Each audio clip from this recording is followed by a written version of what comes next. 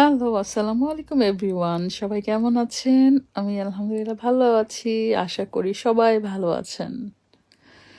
আজকে আমি ২ টো রান্না দেখাচ্ছি। একটা হচ্ছে গিয়ে লতি দিয়ে নোনা ইলিশ, আর একটা হচ্ছে সিলেটি শুটকি শিরা। এটা হচ্ছে শুটকি শিরা, বাট তারা বলে হচ্ছে গিয়ে শুটকি শিরা। এনিওয়েজ আমি হচ্ছে গিয়ে এখানে হচ্ছে গিয়ে চিলি দিয়ে দিয়েছি গ্রিন, আর হচ্ছে রেড চিলি পেস্ট দিয়েছি ফ্রোজেন করা, আর হচ্ছে আদা রসুন আর পেঁয়াজ দিয়ে ভালো করে এটাকে কষিয়ে নিচ্ছি। যেহেতু আমি নোনা ইলিশ দিয়ে লতি বানাবো, নোনা ইলিশটা হাতে বানিয়েছিলাম, মানে ফিশটা কিনে এনে লবণ দিয়ে রেখে দিয়েছিলাম সেটা। তো এটাকে ভালো করে কষিয়ে নিতে হবে, কালারটা কিন্তু জোস আসে এই হচ্ছে চিলিটা দিলে।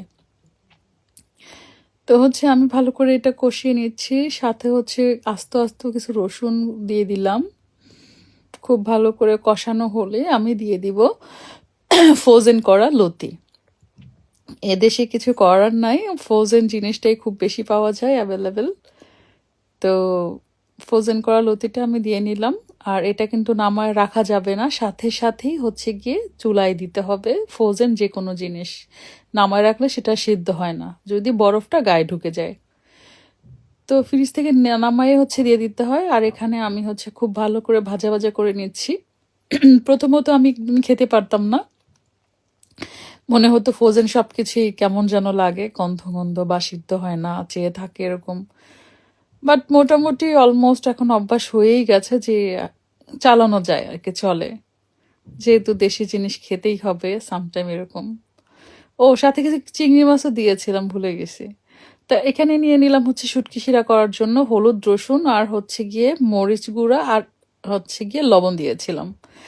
তো আমি শুটকিটাকে এখানে এইভাবে করে দিয়েছি যাতে কাঁটাটা না যায় শুটকির মধ্যে, শুটকির ফ্লেভারটা চলে গেল। আর এর মধ্যে সমস্ত সবজি, আপনার ঘরে যা সবজি আছে সবই দিতে পারবেন, কিন্তু সাথে শাকটা দিতে হবে।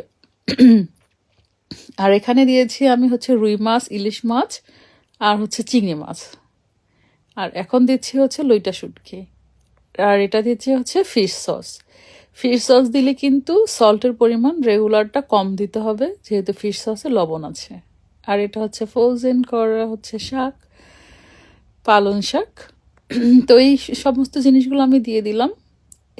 শুটকি শিরা মানেই হচ্ছে গিয়ে সমস্ত রকমের, যত রকমের আপনি মাছ দিতে পারবেন ততই মজা হয়। আর এই হচ্ছে নাগা, এটা হচ্ছে স্পেশাল, এটা কিন্তু দিতেই হবে। নাগা ছাড়া কোনোভাবেই আপনার শুটকি শিরা মজা হবে না। সো আমার সামটাইম ঝাল অনেক বেশি হয়ে যায়, আমি বুঝতে পারি না আসলে নাগাগুলোর ঝাল কত পরিমাণ থাকে। ২টা দিয়েছিলাম, তো একটু ঝাল হলে মজাই হয়, খারাপ হয় না।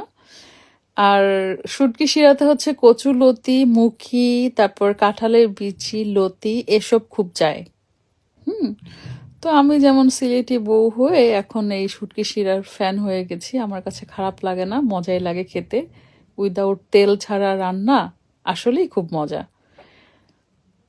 তো এই তো আমি এরকম পরিমাণ রাখছি, ঝোল ঝোল একটু বেশি বেশি ঝোল রাখছি। শুটকি শিরা বলে কথা। কেমন হয়েছে বন্ধুরা জানাবেন। আমার ২টাই কারি আজকে।